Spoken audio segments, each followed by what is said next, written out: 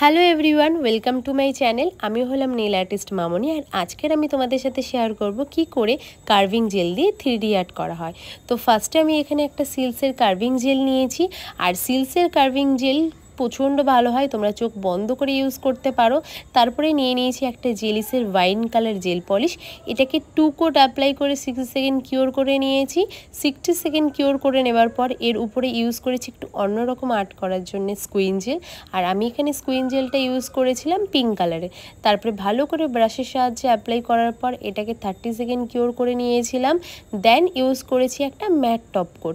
তোমরা যারা চাইছো কম প্রাইসের মধ্যে আর ভালো ম্যাট টপ কোট নিতে, তারা TFF এর ম্যাট টপ কোট ইউজ করতে পারো, এটা খুবই ভালো।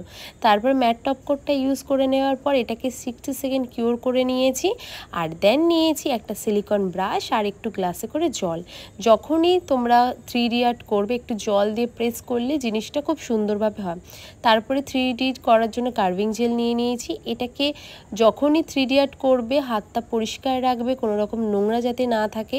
ভালো করে ড্যাব করে 4টে বলস করে নিয়েছি। দেন চারদিকে বসিয়ে সিলিকন ব্রাশের সাহায্যে পুশ করছি। দেখো যেই জায়গাটায় প্রেশার দিচ্ছি সেই জায়গাটা জাস্ট প্রেশার দিতে হবে। তারপরে আমি দুটো এখানে লিফ বানিয়ে নিয়েছিলাম। তোমরা তোমাদের পছন্দ মতন 3D আর্ট করতে পারো। তারপরে ইউজ করে নিয়েছি কিছু বিডস আর স্টোন। এবারে বলো নেল আর্টটা তোমাদের কেমন লাগলো। আর নেল আর্টটা যদি অবশ্যই ভালো লেগে থাকে তাহলে অবশ্যই চ্যানেলটাকে সাবস্ক্রাইব করে দিও আর লাইক কমেন্ট করতে ভুলো না। আর এরকম যদি ভিডিও তোমাদের আরও প্রয়োজন হয় যে জানার, অবশ্যই আমাকে কমেন্ট করে জানিও, আমি সেই সমস্ত ভিডিওগুলো তোমাদের সাথে শেয়ার করব। আর যদি তোমরা অন্যরকম 3D 5D নেল আর্ট শিখতে চাও তাহলে অবশ্যই আমার basic to advance nail art কোর্সটি জয়েন করতে পারো।